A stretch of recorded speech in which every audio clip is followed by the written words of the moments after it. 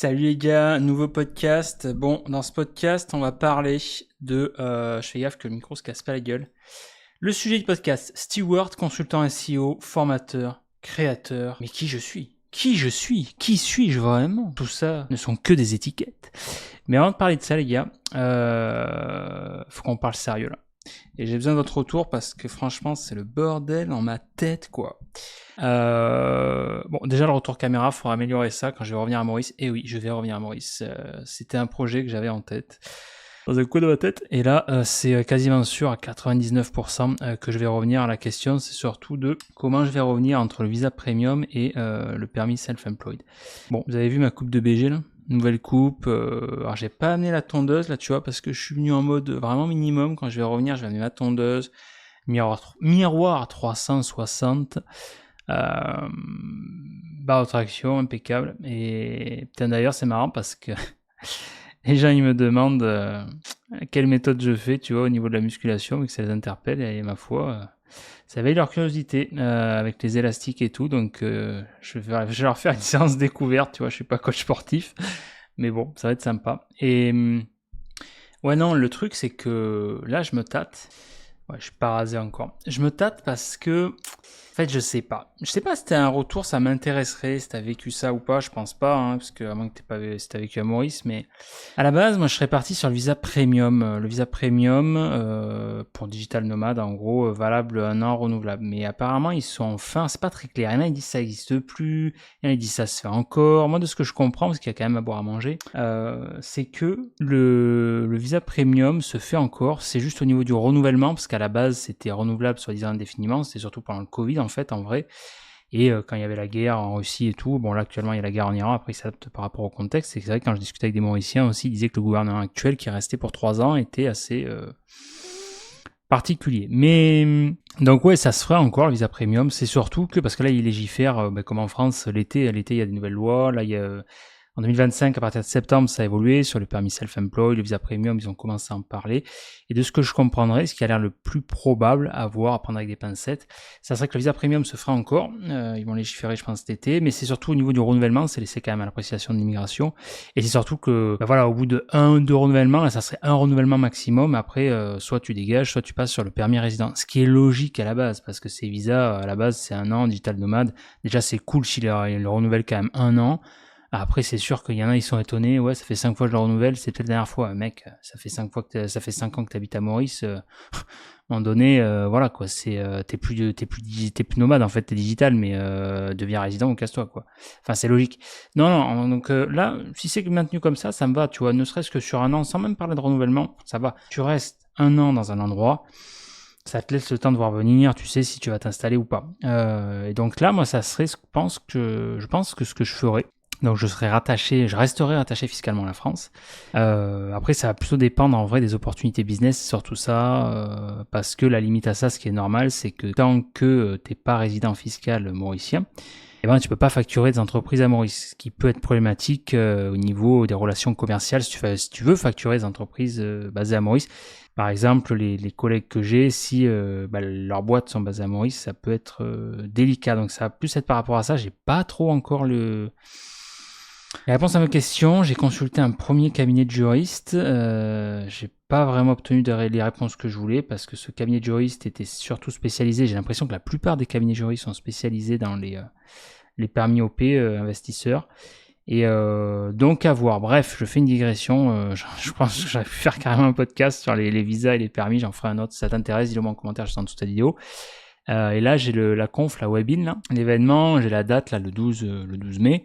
Et donc, il y a pas mal d'entrepreneurs, il y a du beau monde, d'entrepreneurs web, francophones, 283 entrepreneurs à ce jour, là, d'après le Trominoscope. Et notamment une certaine Julie, je crois, de From Paris to Maurice, qui a l'air d'être spécialisée dans les expatriations, l'accompagnement des entrepreneurs qui souhaitent s'expatrier à Maurice et qui parlent notamment des visas premium, permis résident, permis self-employed et tout. Et pas l'occasion de discuter avec elle. Je l'ai contacté sur Insta, j'attends son retour. Bref, je t'en parle dans un autre podcast, ça t'intéresse. C'est un gros sujet quand même, l'expatriation, c'est pas anodin.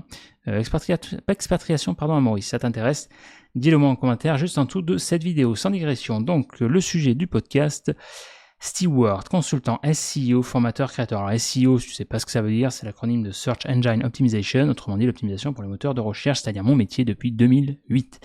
Ouais, ça commence à faire. Donc, qui je suis vraiment?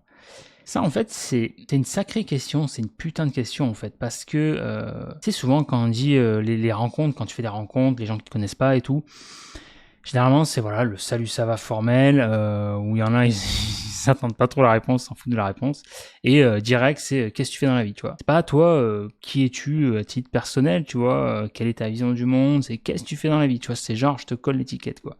Et c'est normal, on est conditionné à ça, tu vois, mais je trouve ça dommage parce que c'est vachement réducteur, parce qu'en tant qu'être humain, on est beaucoup plus qu'une simple étiquette professionnelle. Et là, je le vois, par exemple, alors c'est normal, c'est une porte d'entrée, ça te permet un petit peu, ouais, ça te range les personnes dans une case, ça te rentre dans une case, et les personnes que je côtoie, là, je commence à me créer un réseau, je suis content. Ça a commencé par l'intermédiaire de Léo, donc un ancien client devenu pote. Donc moi en tout cas je le considère vraiment comme un pote, c'est vraiment un bon feeling avec. Et après bah voilà, du coup j'ai accès à un réseau de connaissances, de fil en aiguille, tac tac tac. Et bah là voilà, Jérôme, Fanny, etc. Et donc forcément les gens quand tu apprends à les connaître, bah ça fait partie des premières questions. Qu'est-ce que tu fais dans la vie? Tu vois l'étiquette. Et tu vois, je t'avoue que je suis pas trop à l'aise avec cette question parce que j'étais à l'aise quand j'étais spécialisé vraiment, bah voilà, début, bah, surtout quand j'étais employé, en vrai, SEO, voilà, c'était mon taf. Je travaillais en agence de com, enfin, j'étais après SEO, donc j'ai commencé technicien en bas de l'échelle. J'ai mis la main dans le cambouis, c'est là où j'ai tout appris. Et enfin, une grosse partie. Et après, je suis passé responsable SEO, responsable chef de projet internet, responsable d'équipe, etc. Donc les étiquettes étaient assez faciles, je les assumais pleinement. Voilà, je donnais des cours à l'université, formateur et tout.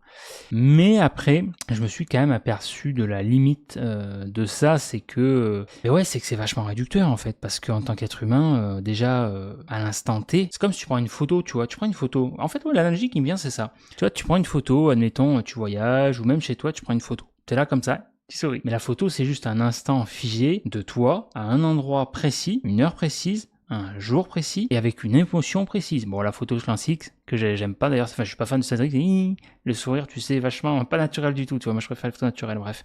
Et tu vois, donc, vois ça comme une photo, en fait. Ça capture un instant, ça capture l'instant, en fait, ça, le rôle d'une photo, c'est que ça capture l'instant, d'une vidéo aussi, mais ça capture plus le contexte. Et ouais, un instant précis, tu vois, mais vraiment une fenêtre.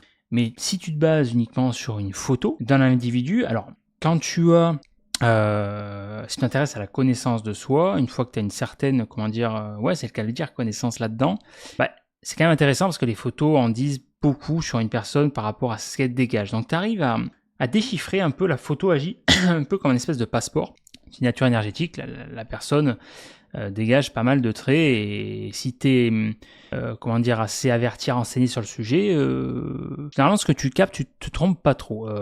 Moi je t'ai dit, j'adore faire ces tests là-dessus, et pour l'instant ça s'est toujours avéré vrai. Mais malgré tout, ça reste voilà qu'une partie de ce que tu captes de la personne, de ce qu'elle veut également, ce qu'elle cherche à capter inconsciemment ou pas au travers de cette photo, en fonction de sa pose, son attitude du moment, son contexte émotionnel, etc. etc. Mais la réalité, c'est que la personne, voilà, forcément, elle a un vécu, elle a une richesse d'expérience, surtout en fonction de l'âge, plus elle avance dans l'âge, c'est logique. Et donc, il y a toute une palette de vécu, d'expériences qui fait que c'est ça qui fait la richesse d'un individu, en fait, tu vois.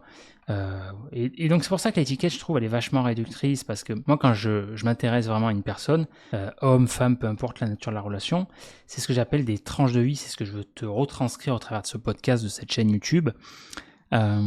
C'est de te dire, voilà, en fait, c'est qui cette personne, quelle est sa vision du monde, quelle est sa carte mentale, quelle est son mapping, sa façon de penser, sa façon de réfléchir. Qu'est-ce qui l'a amené, tu vois, là, je suis à Maurice, quand je rencontre des personnes à Maurice, des entrepreneurs, qu'est-ce qui les ont amenés ici? Qu'est-ce qui les amène à Maurice au jour d'aujourd'hui? Pourquoi? Qu'est-ce qui a fait qu'ils sont amenés à Maurice?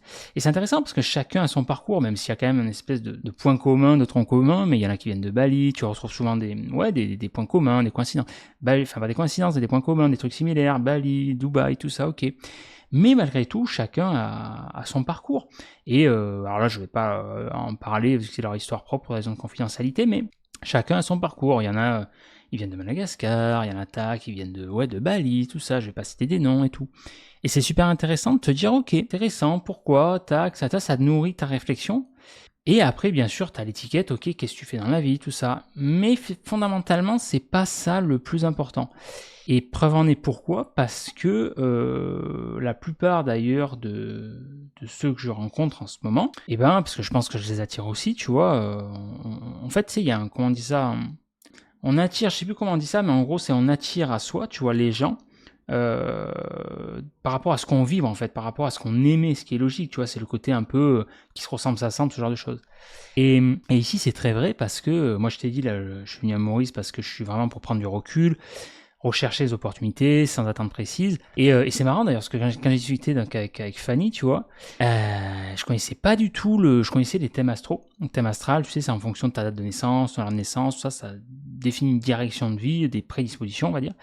Mais je ne savais pas qu'il y avait là-dessus des emplacements géographiques qui te réussissaient plus par rapport à toi, ton heure de naissance et tout ce qu'on appelle l'astrocartographie.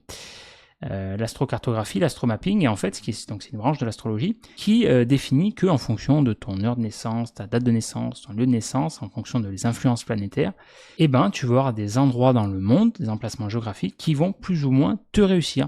Et putain, ça m'a fait tilt, ça m'a interpellé parce que c'est l'objet de cette chaîne YouTube, de ce podcast. Je m'en suis rendu compte par l'expérience que pour moi, alors après ça dépend de la sensibilité de chacun, il y en a sûrement qui sont plus ou moins sensibles à ça, mais en tout cas pour moi, l'environnement a une énorme influence sur mon bien-être en général, sur ma réussite. Là tu vois, l'Asie, donc professionnellement ça m'avait réussi, Maurice ça m'a réussi au niveau des opportunités business, même si factuellement pour l'instant d'un point de vue financier pécunier c'est pas encore matérialisé, mais il y a vraiment un potentiel, des portes qui s'ouvrent en grand, et pour moi je sens vraiment que je suis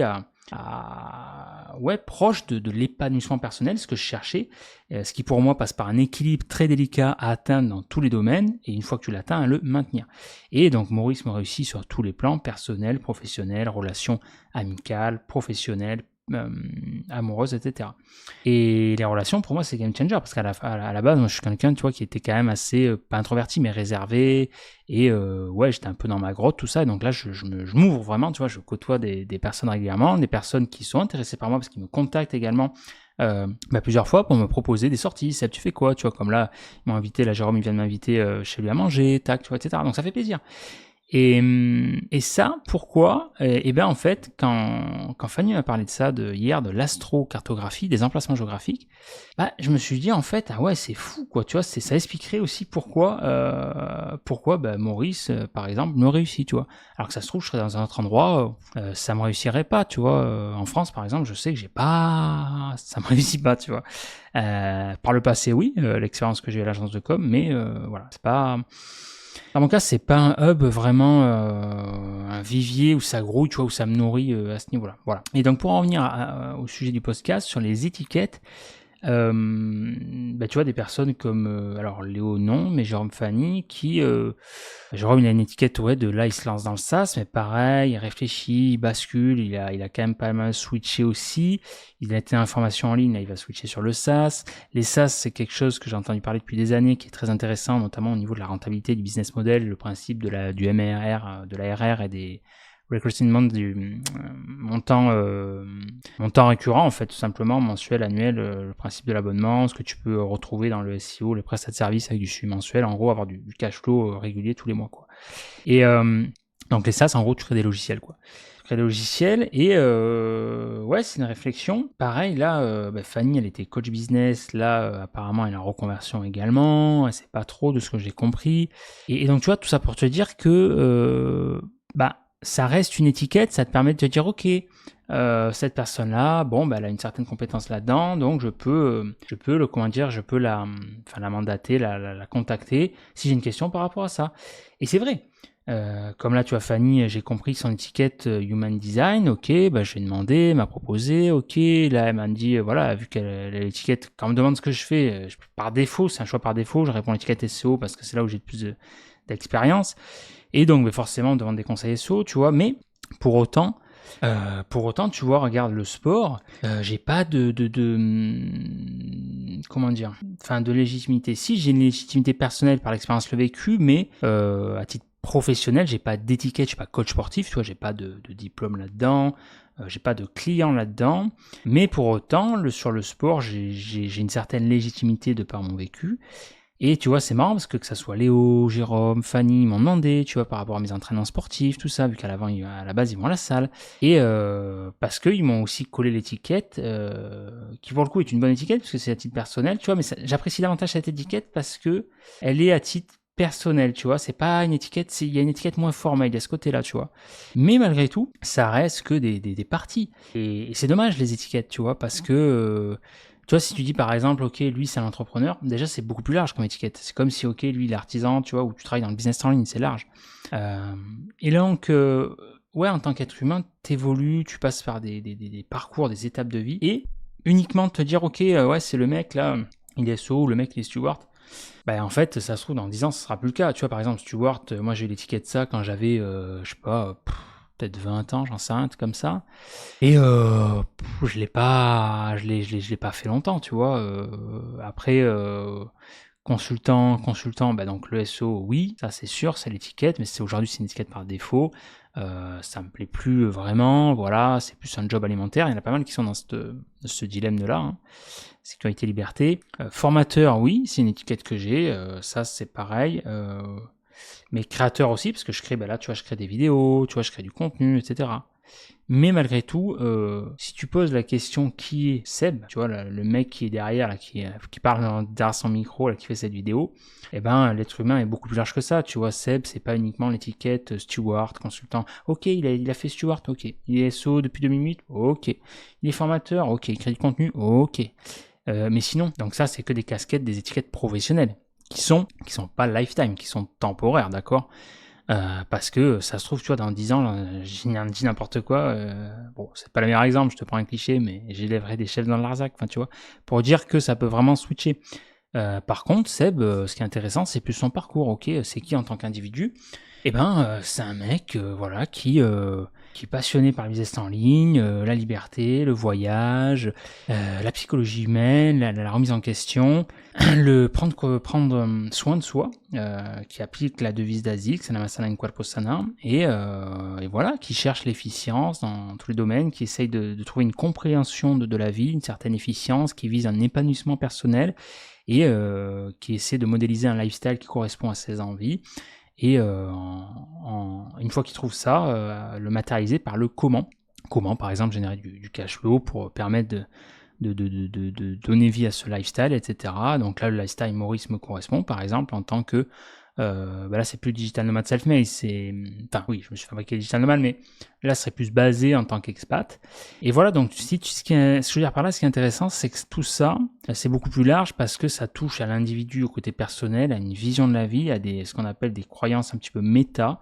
Et l'avantage de ça, quand tu as plus ce raisonnement-là, c'est que c'est beaucoup plus stable dans le temps parce que quand ça touche à des visions de la vie, peu importe le support, l'étiquette derrière, tu vois, que ça soit tu travailles dans le business en ligne, tout ça. Enfin, le business en ligne, tu vois, par exemple, c'est une approche du business, de travail, qui soutient ma vision de me dire, ok, je suis un mec qui pour lui, la liberté est une valeur importante, fondamentale, qui veut être libre, qui va avoir le minimum de friction possible, qui veut un lifestyle léger, vivre au soleil, etc., qui fait sa life, qui cherche à avoir un business minimaliste, scalable, rentable, ce qu'on appelle du solopreneur.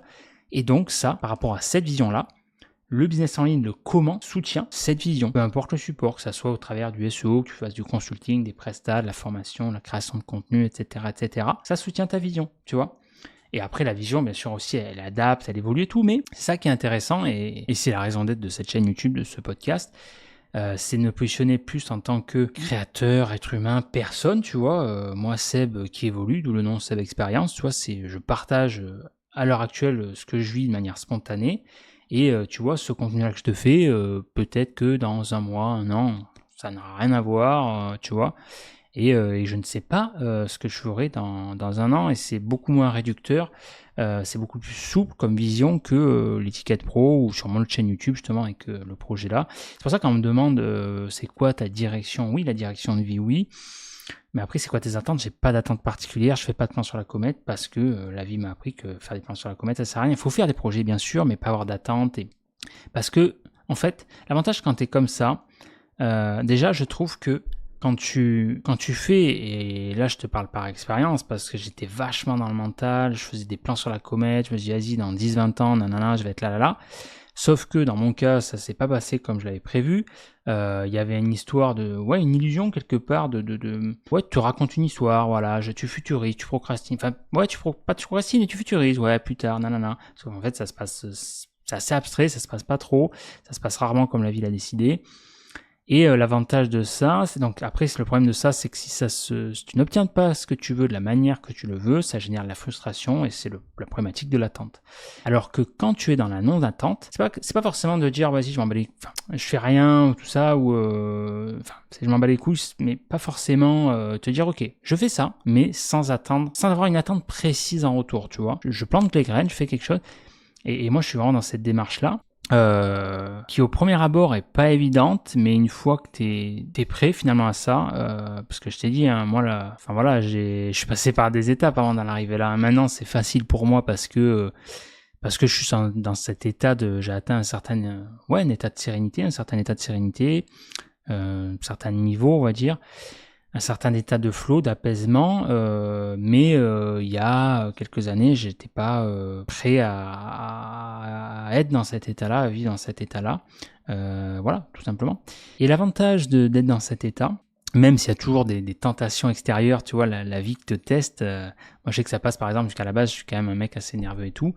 Et ça m'arrive d'avoir encore quelques accès de colère, mais ça n'a rien à voir par le passé. Et je me gère beaucoup facilement, je me ressens beaucoup plus facilement. Et il peut arriver encore qu'il y ait des tentations de la vie, tu vois, que la vie me mette sur mon chemin. Voilà, des fois, peut-être une ou deux personnes un petit peu nerveuses qui pourraient me contrarier.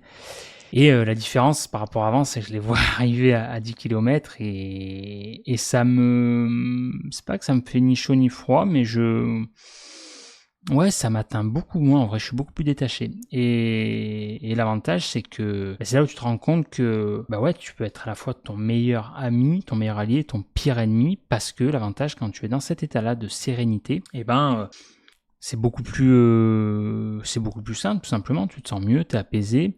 Et tu as une clarté d'esprit, tout simplement. Là, je planifie rien parce que là, tu vois, j'ai le webinar, donc la conf, là, le 12 mai. Je suis convaincu, même si je ne sais pas ce qui va se passer exactement encore une fois, c'est ça qui est super excitant. Je connais pas le contenu de l'expérience et je veux pas le savoir. Mais je suis convaincu, c'est pour ça que je sais très bien aujourd'hui que je n'ai pas toutes les réponses à mes questions, notamment par rapport à ce que je te parlais au visa premium, au permis résidence, self-employed et tout. Mais je suis convaincu que cette conférence ou à l'issue du séjour, mon séjour à Maurice le 31 mai, j'aurai certainement la réponse aux questions que je me pose actuellement, tout simplement. Alors c'est vrai qu'au jour d'aujourd'hui, j'ai clairement pas envie de rentrer en France, ça c'est clair. Ça c'est clair et net. Je réfléchis très très très sérieusement à rester ici, à éviter un retour en France. Je pense malgré tout, même ça me fait pas plaisir, je pense que c'est la meilleure décision à prendre, mais même si c'est pour le coup ça me coûte, tu vois, parce que je me sens tellement bien ici, je me sens tellement à ma place, je suis tellement heureux, je kiffe tellement ma life que voilà, mais il y a des choses qu'il faut que je prenne en France, encore j'aurai des proches qui viendraient, mais il y a des choses qu'il faut que je prenne, il y a des affaires à mettre en ordre, tout ça, donc bon, je pense, pour l'instant j'essaie de peser le pour et le contre, à voir, mais en tout cas c'est pour la bonne cause. Voilà, tout simplement. Est-ce que je voulais dire autre chose de plus dans ce podcast ? Non, principalement l'essence, c'était surtout, même si encore une fois je suis parti dans tous les sens, je parle d'un sujet que tu comprends un petit peu l'idée. On me servir de support, mais c'est un état de pensée. Mais ouais, par rapport aux étiquettes. Je pense que si j'ai un conseil à te donner, te formalise pas trop au niveau des étiquettes. Prends vraiment ça comme des prédispositions d'une personne à un instant T. Voilà, je sais pas ce que t'en penses, si t'as capté un petit peu l'essence de ce podcast, de ce que je voulais dire. C'est vrai que des fois c'est plus ou moins facile à verbaliser, à partager ce qu'on a dans notre tête. N'hésite pas à me faire part de ton retour en commentaire juste en dessous de cette vidéo. Et moi je te dis à de suite dans la prochaine vidéo. Ciao ciao.